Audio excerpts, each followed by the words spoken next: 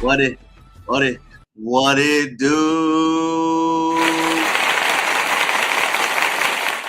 Welcome in to another edition of Live on Wednesday. It is your greatest host, King Crowder, the greatest host in the known universe.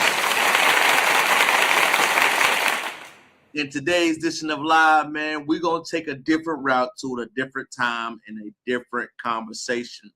Thank you for tapping in with me. Thank everybody that got to see what else I got going on, following my journey, and just learning what are the new things that we see happening out here. Today's edition of Live will be different, man. I want to take an approach that I believe a lot of us have never prepared to talk for. FBA families, foundational Black American families. What do we need moving forward? We know the reparations, obviously, right? We know the cause of the conversation. We know all the talking points. We know all the things that we hear going on in America, which is important, y'all. But you know the one thing that I believe that we have the biggest issue with, you know what it is? It's families. What do I mean about families is that, and right now in our culture, whenever you meet a young person, male or woman, before I get to chopping into it, sorry about the demographics, y'all. I'm traveling this week. I'm currently in the state of Florida, Orlando to be exact. I'm out here handling some business. So the location, the background, I'm in the hotel room at night with the work tire just getting off, man. So that's why I'm chiming in different. But let me get back to the subject. Foundational Black American families need to have a refocus on family business. King Crowder, what you mean refocus on family? What do I mean by refocused on family is that whenever we hear Black children, young or old, we always mention the things that are important, right? We hear degree, we hear work, we hear establish. It is very rarely that we tell our young girls, especially, the importance of family. We don't talk to them about being married. There is no pressure about getting married. There is no expectation about when the marriage age should happen, but there's an expectation about college. There's an expectations about working.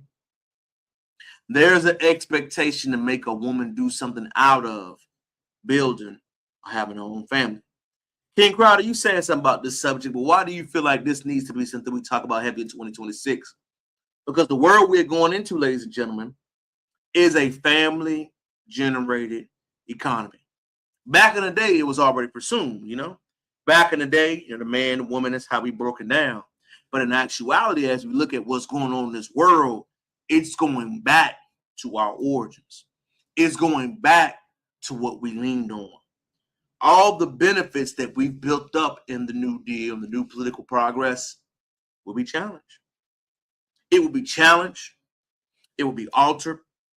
It will be different. We will have to go back to those foundational principles about the essential question to me. We need more foundational Black American babies. We need more foundational Black American families. We need them. We understand the dating craze. We understand the going out phase. We understand just living. But I'm going to show you a credible video that stuck with me, ladies and gentlemen. And it was something about the college discourse. And I believe it is something that we kind of miss. So I was watching the college graduation. And sorry about that sound that's going on. I'm going to pause it right there. During the college graduation, as somebody that attended the PWI for grad school, literally you hear the discourse about celebrating degrees in our families. The ring culture. The symbolism for I have my own family is literally taken out the mouth of our women. And why is that so important to me? It's so important to me because literally there is an open discourse and an open conversation about anti-Black families. I want you to think about it for a second. It's dating, it's breakup, it's toxicity, it's never families. I'm not saying it has to be 100% families across the board, but right now, we are beyond the crisis mode. Whenever I hear a younger person speak about relationships, it's always negative. Many of them have never seen, experienced, felt, or actually been loved the proper way in these families. But the reason why I say this is so important for us, moving on, ladies and gentlemen, is the resources will help close that gap. But mentally, I want to propose to us feeling it right now. I want to propose something publicly. Just like we challenge our young people to go to college, can we challenge them to have a family? Can we ask the uncomfortable conversation, the baby girl, when you gonna get married? When you gonna find a husband? Son, when you gonna find a family? When you gonna find someone to love you? I know you're doing all this traveling stuff, but what's all this traveling without somebody to spend life with? I know solo trips are important and they are a part of life, but who are you gonna build life with? No one ever tells you that the solo trip will never go away from what you have to have at home. The discourse that we only see is about breaking up a Black family, not others. To me, it's a touchy subject to me because I love us. I want us to outstand. I want us to outlast. And most importantly, I want our women to have something that goes about the discourse that we see. Because every single topic and subject I hear is Black families don't need this, and it's about the individuals of such, which are important, right? You have your individuality, which I'm for. But can we pivot the discourse to say, when is the conversation going to be about Black families? When are we going to have a discourse about maybe having that number rise slightly? We hear women, we hear men, we hear dating, but it is never the unification of how we can build and develop our own families. And I'm not going to put it all on the women, y'all. I'm not that ignorant. I'm not that foolish. I know some things had to happen to make that even believable. But the one thing I want to ask is that we're older, we're growing older, we're maturing. As I've had a conversation on this work trip with other fellas, what is the proper way to have children? It's not the baby mama, baby daddy. We know that shit dead, right? We know it ain't gonna work. We know throughout history that does not work in a proper way. Is it multiple families? Is it uniform? Is it modern? Is it new way of thinking, new way of origin? Is it blended? I don't know. What I am saying, I'm proposing is allow everything to be on the table. As long as you can have a successful family to you, that's all that matters. All the other drama, discourse, conversation, I don't give a damn about that. Why should we care? We shouldn't care because right now we're in crisis mode for our little ones, and we want them to be there. And the reason why I'm bringing this up so vividly is, y'all, man, all the things we see going on in 2026, it's not going anywhere. But I do believe the family dedication that was there 30 years ago is different now. The expectation for men is different now. The overall value for men and what they bring are different now. But starting from today, moving forward, what does that look like for you? What is that love story? That family origin? That reproducing of someone like you? How is that going to play in your bills of glory? And the reason why I want to emphasize it so much, man, is that everything in this country we discuss, but the one discussion that constantly gets moved to the side, in my opinion, is the attack on Black families. How do we close that gap, King Crowder? Reparations, investment in Black families and Black households, needs in Black understandings, re-educating of Black families to learn what they look like 2026 and moving forward. And most importantly, acknowledging our problems, working around our problems, and learning that the state of marriage and understanding are different moving in. Next up, we got to talk about our social needs when we talk about FBA families. Socially, of all the things we need to discuss, talk about, why is it never discussed on what it's like to build a stable foundation? Whenever I hear people bring about social issues or social commentary, it is a much more progressive look, which is important.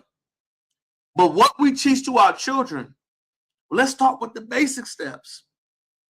Listening, attentiveness, respect, learning, correction, being willing to unlearn, being willing to be wrong, being willing to pivot when something is not going on. Right now, we are stuck in the advanced steps that will happen as they age. But let's go back to the surface, the foundation level. We don't teach our children about reading, about learning, about finances, about family, about dedication, about working, about work ethic, about honesty, about our reliability. We don't touch none of that. We go into skills that will matter later on in problems as they become an adult. But right now, we need to go back to the foundational steps. FBA families, let's ignore everything we see political-wise that may be going on. Our children, our babies, our boys, our young ladies require a retooling and a re-expectation. How do we get there, King Crowder? Number one, acknowledge it's a problem.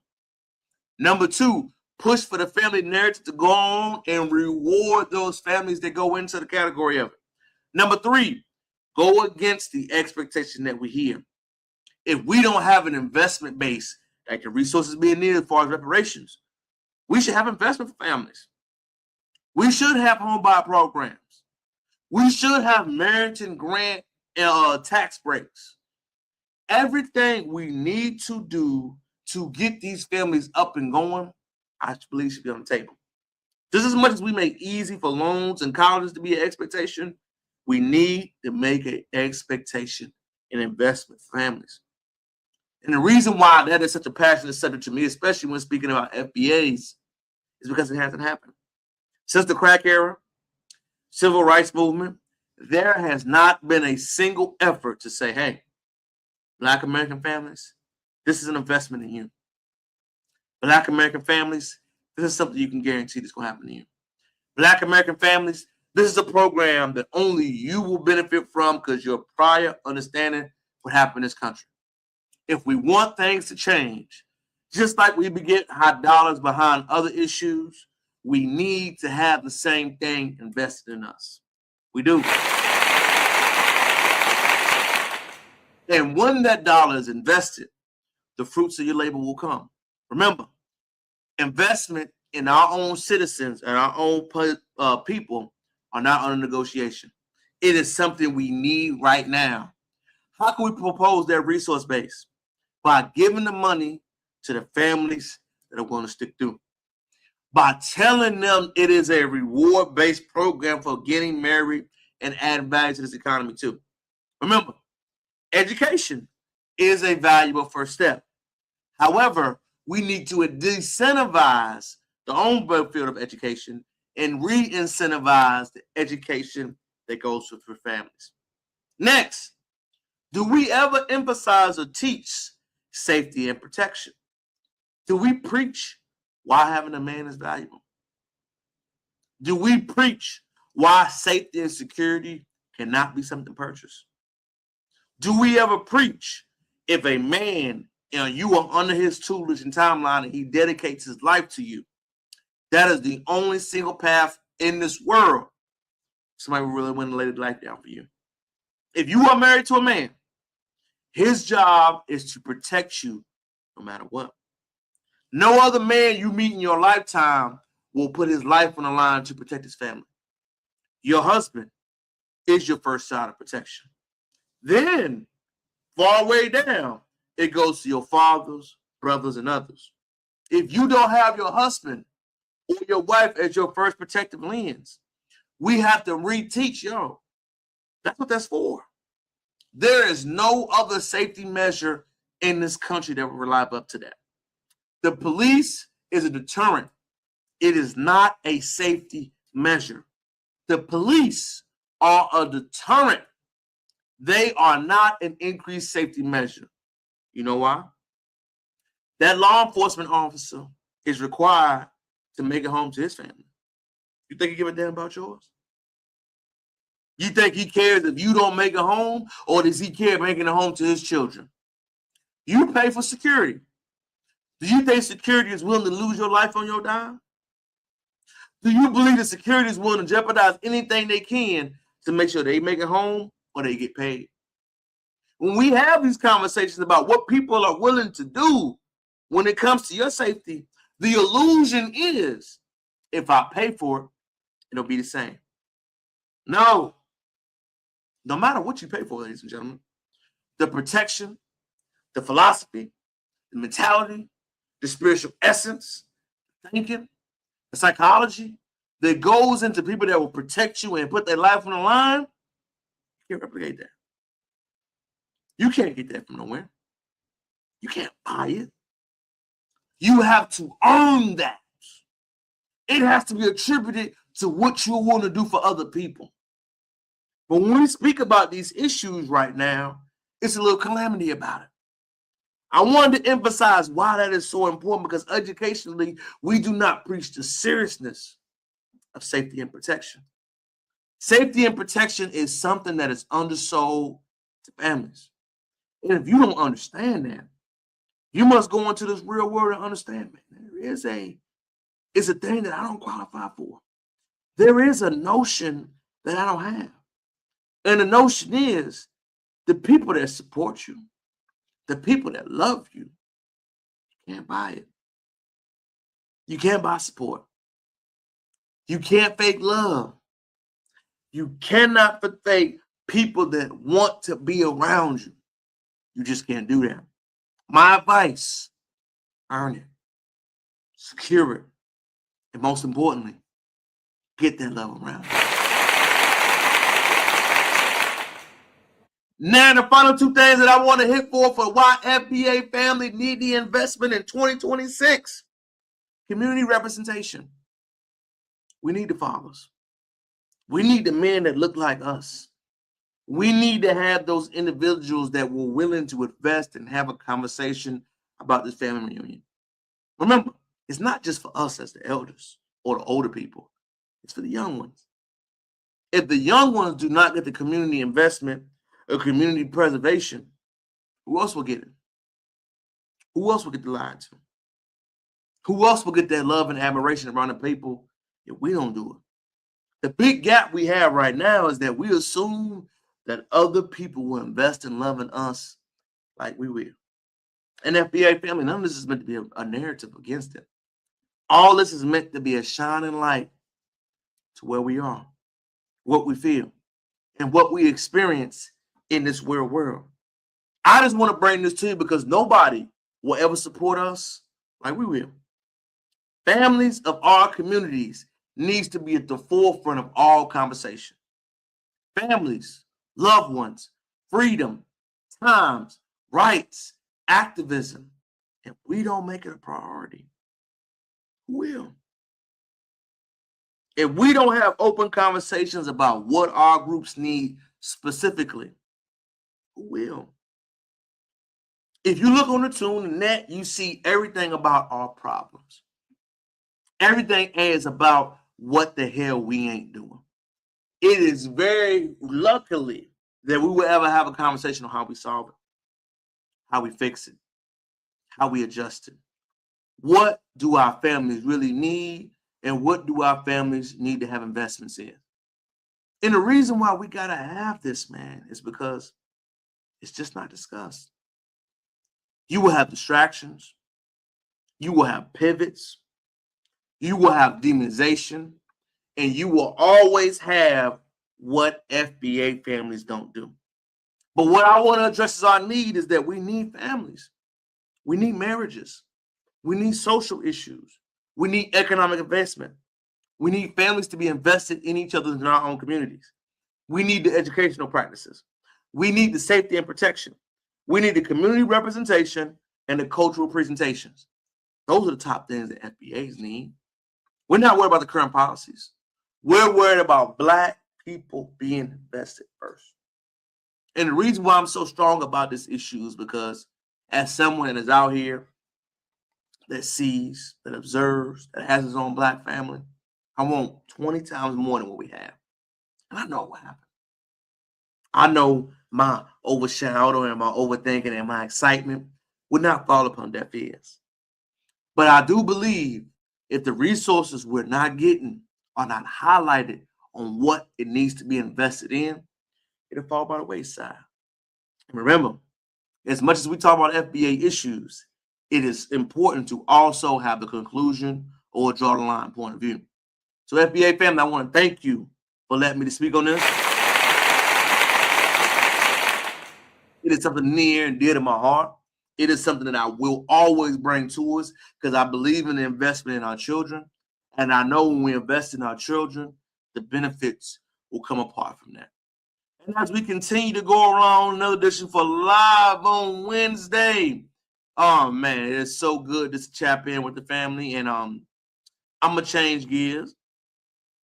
And I'm going to make a funny light of something because I know my people do love when I give my commentary on something. Share it live, comment, like, and subscribe to the channel. Your boys in Florida. Y'all, while I'm in Florida, we got to speak on how Florida says ridiculous things. Pay attention. Where did R&B originate from? West Africa. But you know about roots R&B? I think roots came from somewhere in West Africa. They said the roots of R&B came from West Africa. I'm going to let it finish playing. We want to go deep because there's a difference between where it originated or where it got popular. Thank you. That's a difference. That's Africa. This is Africa. Where's the R&B Jersey version of Chris Brown, R. Kelly, Tank? Let me keep going. Coming from an African R&B. American. If you check his No, none of them look African too. I'm looking at it in the lounge in ATL. Are y'all for real? history, blues, rap originated from Africa. The sound or the genre? Bro, the sound. To say blues and rap originated in Africa, show me the African blues. Show me the African melody. Show me the African songs that sound that like that. The sound. Hold on a second. There's no genre without the sound. Facts. The sound is the genre. I with that. Yeah, it's with that. slaves. They don't even look like Africans, y'all. I don't even mean to sound like it. It's just insane. Used to rap. They used to chant. Then it was a chant. They used to sing. So that's soul, blues. Facts. Originated from Africa. The fact that they came here as slaves, people. I don't even know how to respond to when I hear stuff like this. Man, I look at these people and I don't even think. The cosplaying, the trying to be vernacular in Atlanta. Forget the African descendants of it. They didn't just come to America and start developing slave songs. They came from Slave songs? Tell me you ain't a tether without sounding like a tether. This motherfucker says slave songs. Africa with the slave music they already had, and they brought it to here. So when people think about what makes it popular, yeah, it was popularized in America because they brought our ass here. Makes sense. If we never came here, it would have only been the African. I don't think that. I think what we are not differentiating is that it's morphed into something else. Do y'all ever notice whenever these Africans have conversations like that, they never have FBA friends? Do y'all ever notice when the UK or any of them other people that have conversations like this, they only have their kind around? Do y'all notice that? I notice whenever these talking points or conversations are had, there is nobody ever from the culture that can speak, talk, thoroughly have a conversation about. It is literally their own type of people. You're in Atlanta, Georgia, talking about the music and how y'all had influence. You talking about cognitive dissonance. You talking about looking crazy, sounding crazy, cosplaying how you look and how you act. It is insane. I'm gonna let it keep going before I start cooking the rest. So R&B became R&B. And what we know as R&B, that's Black American music that we are now infusing in our. Y'all don't have any spot on R&B because y'all R&B artists are trash. How can you have a infused R&B when there's no African version of it? Tell me the African Michael Jackson. R. Kelly, any of the artists you want to name. Before you say something can be influenced by it, show me your version of it. You cannot say, I said it and that's what it is. That's not how that works. You got to put your proof on the pavement. You got to lay it down.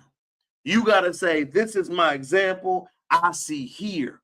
What you are telling me is that we all come from Africa. No debate. That's where the origin first started, Ethiopia. No debate. But since then, where's the scoreboard? Where is the progress? Where is your version of it? The African version of Aaliyah Tyler was trash. She flopped. She said something off code and we put her ass in her place. That's the truth of it. But to say you started R&B, you started the R&B wave, show me the version of it. Stop mentioning our tunes, being in our towns, looking, sounding, cosplaying like we do, and saying something ridiculous like that. You know what it builds? It builds distrust. It shows animosity. It shows cognitive dissonance. It shows that you are not really in tune to what the culture is feeling. Because if you were in tune with the culture is feeling, if you were in tune with what the culture is saying, you wouldn't say no dumb shit like that. You wouldn't come out your mouth and say publicly that we are influenced by you. You would not come out your mouth publicly and say, y'all have more cachet and status than we do. You wouldn't. You would have reverence, honor, and respect. However, what you have is contempt, argument of nature, lack of days of respect, and a lack of understanding. You ain't got to agree with me. You ain't got to love a dang thing I'm saying. All I'm asking you to do from me is to respect the artistry, respect the movement, and most importantly, give homage to our great ancestors who had an ethnogenesis, who produced, who created, who wrote, who developed, and who made their very own sound and statement. Because to ignore that is disrespectful. And that is not a part of what Black Americans are a part of. We are highlighting tonight's live on Wednesday as a quick tap in family to know A, what FBA families needed, and B, the resources that we are going to get that we are not getting. We're also tapping the current topic, current trends that we see on the channel. I want to thank you for a flight edition of Live on Wednesday. It is your boy, King Crowder, thanking you for tapping in with me. As you can see, I'm in a hotel room, late night, trying to figure it on out. But I'm dedicated to the craft of bringing y'all that hot fire that we will bring all night. I want to thank all of my subscribers for tuning in and tapping in with me. Thank you, thank you, thank you. Stay tuned for my raffle. We are less than 2 weeks from that $350 money. Give it to one of my favorite people that follow the requirements that we have coming up. Also, trade day and my brother's flyer is on the way. August 7th, 2026, in my hometown of Roanoke, Virginia, we will be celebrating my brother who was murdered and all of his accomplishments. We are going to bring so much more to the channel. We're going to have Black Dan Brown events. We're going to have so much things that we got to get into it. And also, don't forget, Baby Crowder is on the way in May. Thank you, thank you, thank you for tuning in with me. Thank you for rocking with me and providing more for my family. I want to tell you from the bottom of my heart that I appreciate you and I can't stop. I won't stop. King Crowder will always rock with you and give it to you. Share, comment, like, subscribe. Give me your feedback. Was it trash or was it good? I'm always open to feedback on this channel. Thank you again for tuning in with me for another edition of Live on Wednesday, man. Short peak week. You know I always give you a 30-minute commentary, my thoughts on what I see going on. Stay tuned for another edition of Live on Sunday, coming at you live on Sunday and this evening, coming up back in the state of Houston, Texas. Until then, check on your family, call your loved one, see what they got going on, call them, process, think, and most importantly, tell me what else you see got going on at the moment, because I'm excited for it. Love you. Until next time.